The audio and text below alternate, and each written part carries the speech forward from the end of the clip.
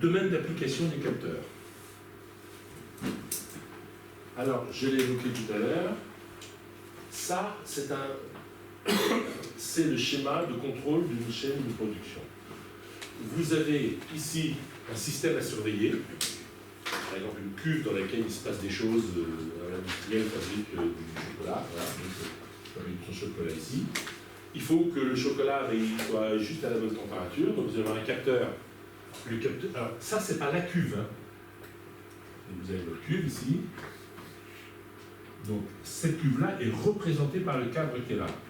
Vous avez dedans un capteur qui est représenté par ça.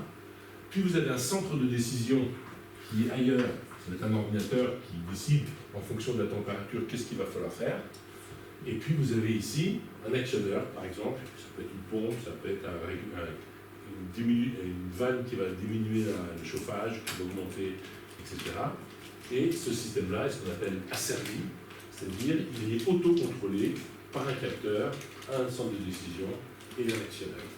Donc les mots centre de décision, actionneur, système asservi, capteur sont des mots, c'est du vocabulaire classique de la production industrielle, de la petite tout.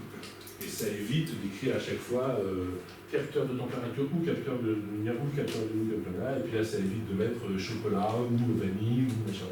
Ce sont nos termes génériques.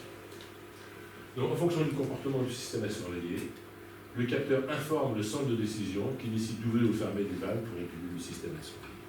C'est le principe de l'asservissement. On trouve ce genre de système dans l'alimentaire, mais aussi dans l'agriculture, dans l'automobile. Dans l'automobile, il y a des dizaines, voire peut-être même des centaines de capteurs. Actuellement, les voitures sont des objets extrêmement surveillés.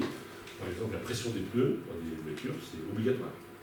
Toutes les voitures européennes qui sont produites maintenant ont la pression des pneus qui est affichée sur le tableau de bord. Et quelque part, vous avez un capteur de pression, vous avez quelque part un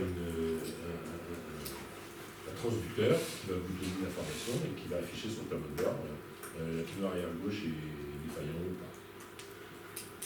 Biomédical, bien évidemment, la domotique, tout ça maintenant, c'est plein de systèmes qui sont comme ce que je viens de décrire.